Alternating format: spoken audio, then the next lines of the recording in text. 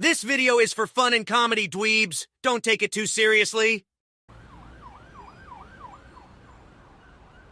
Welcome to the top floor of Kaiba Corp, dweebs. I hope you're ready to tackle a task of epic proportions, for we are ranking the structure decks of duel monsters that mere peasants have put together. And because I'm a nice guy, I want to help them pick a good deck. So, gentlemen, let's get brutally honest. I can't believe you actually invited me, Joey Wheeler, to the top floor of Kaiba Corp. That's still freaking me out a little.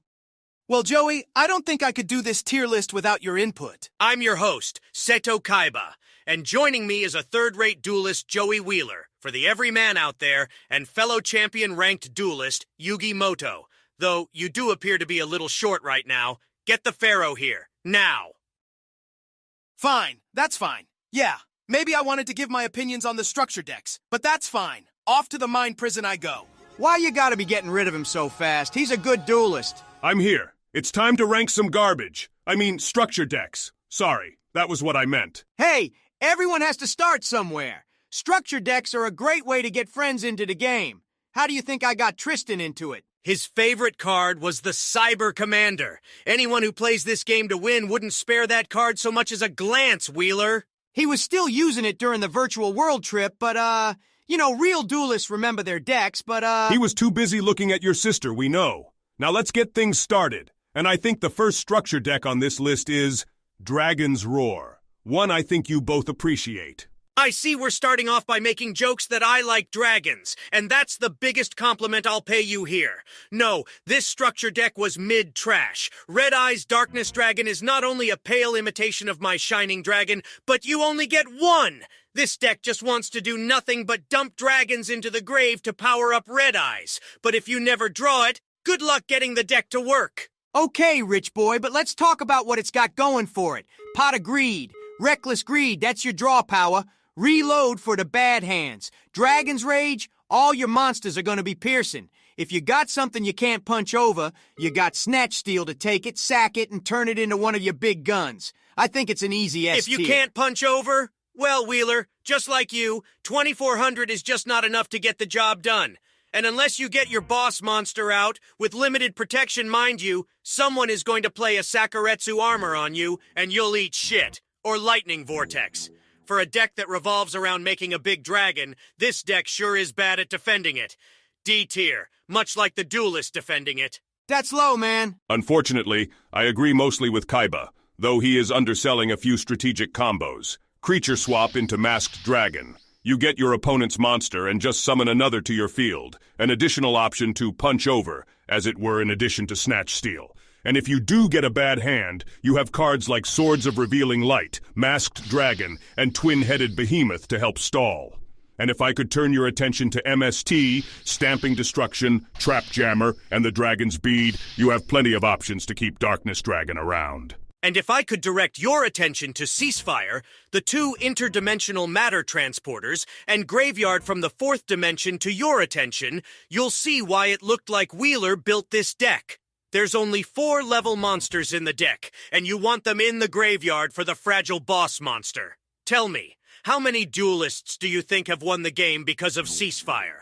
Let's think about this for more than 2 seconds, dweebs. Lightning Vortex was running rampant at this time. You're not going to want to play this while you're on the defensive at risk of your monsters being exploded, and Masked Dragon wants to die by battle, not effect. Using it on the offensive is going to be weak too. If you are somehow punching over your opponent with weak 2400s, then they're going to have 1 face down at best. Maybe 2 in a pinch if their mommy bought them a booster pack and they got double summon. Oh boy. A trap card that'll deal 1500 damage at best. You may as well play Alligator Sword. I just noticed there were not 1, but 2 creature swaps. That'll have to raise the ranking by 1. But seriously, it has a sound strategy, but was poorly thought out in the end. Can we agree that Dragon's Roar is C tier? Duh! Can't it be B tier at least? Maybe if they had decided to base this structure deck around a more powerful, worthwhile dragon.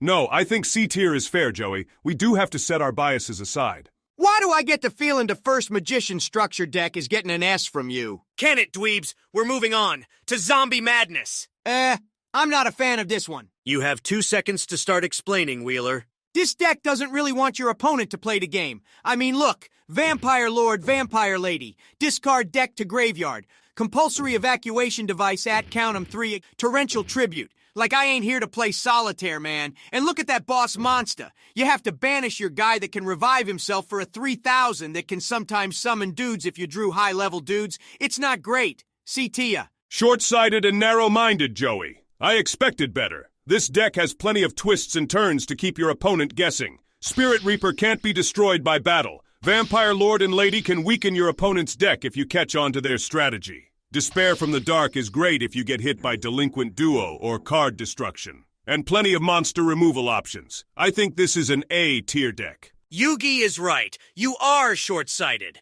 But before I explain why, can we all just agree it's a little weird that Call of the Haunted isn't in this deck? Huh, that is strange. Bones must have threw a fit.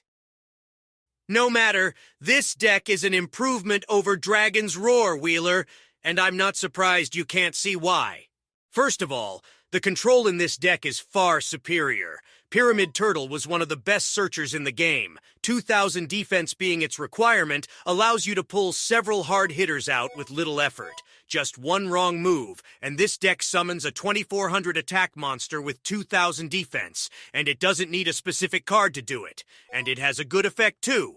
This deck just has an easier time getting bigger monsters out onto the field than Dragon's Roar. Sure, the boss monster is pathetic, but the rest of the deck does Dragon's Roar's job far better than it does. A-tier.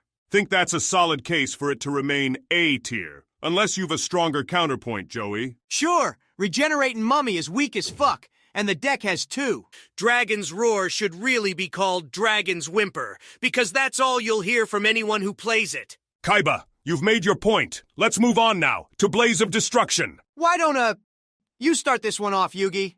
This deck is difficult to place. It's a fire deck that very much wants to burn you.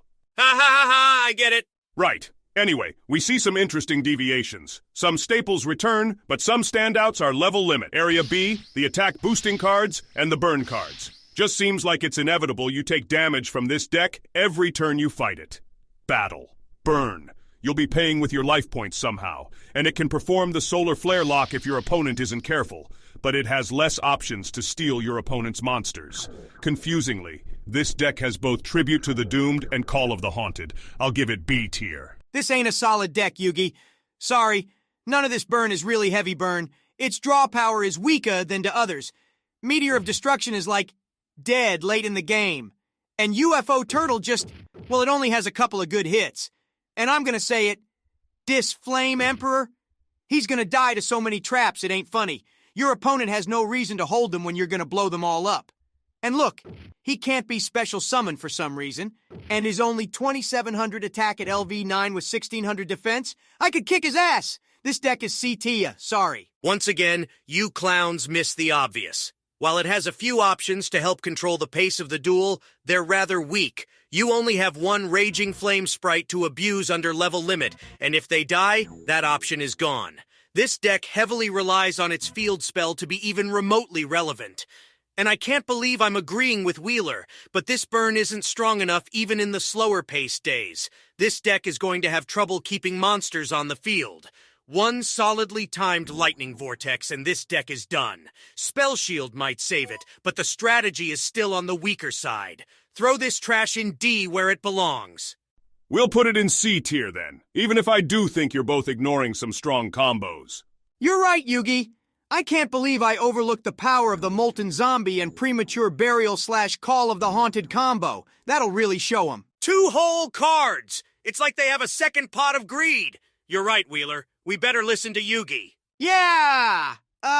Actually, on second thought, don't like that we just agreed. Yes, let's never do that again. If you two are done, it's time to cast our gaze to Fury from the Deep. Oh, fuck! Fury from the Deep? When Pegasus finally pulled his head out of his ass and released a good structure deck? That one, yes. I have no problem starting. This deck had it all. A sound strategy, a strong field spell, Mobius, Neo Daedalus. The level 4s could match Legion in combat. It has so many ways to get its good monsters out, and its boss is actually cracked. S tier. It's hard for me to find flaws with this one.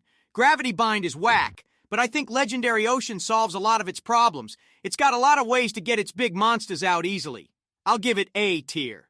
Let's talk about some combos. Legendary Ocean paired with Tornado Wall? Your opponent is going to struggle to deal damage to you in places they normally would. Plenty of ways to remove big monsters from the field with Hammer Shot and Torrential Tribute. My old favorite Snatch Steal even makes an appearance. It's everything for a king of games to love. You even have potential ways to stall your opponent out if Fenrir destroys a monster by battle. No draw phase for you. I bet Mako Tsunami was kicking himself after he saw Pegasus release this structure deck. He was kicking himself after he lost his dad to me. His what? Yeah, Legendary Fisherman. The card was a stand-in for his dad.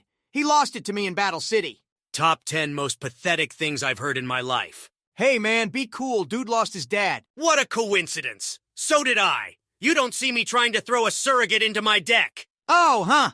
I always thought that's what the clowns were there for. You think you're funny, Wheeler? Yeah, I think I am. Anyone objecting to Fury from the deep and S tier? No. But I'm about 2 seconds away from humiliating Wheeler with one of these structure Bring decks. it on, rich boy! I picked Zombie Madness for you to play, since your career ate shit and died in Battle City. Then you went mad bitching about it. You want to get poetic, do you? Try this haiku. Bless you. Fuck Joey Wheeler.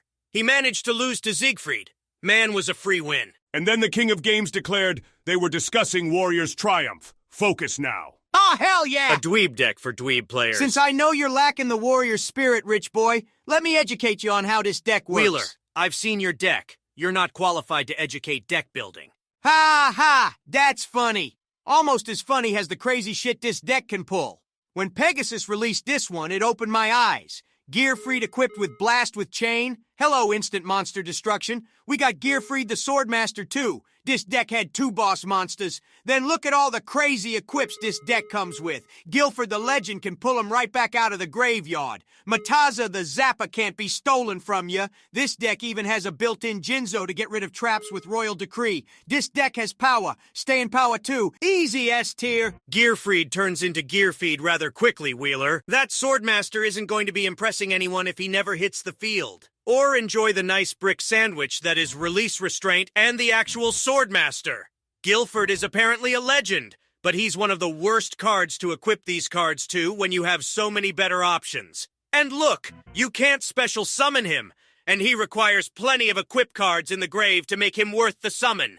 Tell me, dweebs, does this deck look like it'll last very long? So many of its magic cards are spent just trying to make their weak monsters stronger. Do you think your one Magic Jammer and Royal Decree is going to save you? Plenty of cards in this deck just get in the other's way. Hope you didn't draw Swift Gaia next to Guilford or Swordmaster Gearfried, because his effect is dead unless you can find a way to summon or discard either of them. Heavy Storm has a good chance of hurting you unless you have that one fusion sword equipped. Throw this deck in the D tier. Imagine my surprise. Kaiba can't see a good combo, even if his blue eyes was shoving it in his face. You underestimate plenty of this deck. The simple combos in this deck are quite effective. Lightning Blade and Fusion Sword can turn even an 1800 into a 2600. Mystic Swordsman level 4 will become a monster that you fall to its 2700 attack or its powerful effect. DD Warrior Lady can remove even monsters that can't be destroyed by battle. It has the Marauding Captain Lock, which it can easily perform to stop your opponent from attacking. And between Warrior Lady of the Wasteland and Reinforcement of the Army, you have some great searching power. And I do feel it's important to note, Snatch Steal is also in this deck, but this deck foolishly did away with Creature Swap. You really like playing like an asshole, Yugi. You know that, right? I always duel with honor and respect, Joey. I mean, you've also just, blatantly cheated. Or abused a loophole in the rules to win. Villain shit. We'd have mocked Merrick if he tried to infinite loop your Slifer into killing your deck. Called him a coward, probably. That's the difference between me and Merrick. I was exploiting loopholes for my friends, so it's automatically okay. How about you automatically rate this deck, Yugi? I'm losing my patience. Oh, right. It's A tier. It has Obnoxious Celtic Guard and Swift Gaia the Fierce Knight in it. And everything else I said before. We're seriously going to say that summoning a monster and equipping it with a halfway decent equip card is an A-tier combo? Are we dueling at the kindergarten level? That sounds like pretty advanced shit for a 5-year-old. Or if your name is Seto Kaiba. Well, You know it doesn't belong all the way up there. If it takes advanced thought or any kind of finesse, these peasants will stumble and fall with this deck. You make a valid point. What the This deck fuck, can be a little Yugi? advanced. You have to be careful and play perfectly, where Fury from the Deep doesn't require near the same type of demands. Can we be happy with No, B tier? I'm not happy with this. I'll beat Rich Boy with one of these structure decks, too. Pick one for me, Rich Boy. Maybe if you can make Warrior's Triumph actually live up to its name, I'll acknowledge it's A tier. But let's be honest, neither of you live up to your reputation. Lose, and you have to admit it's D tier garbage. You're on, Kaiba. Damn it! We're not even close to done, and those two have run off to duel. You just sound mad you weren't invited. Guilty. You know, I actually thought Blaze of Destruction was more of a B tier deck. No one cares.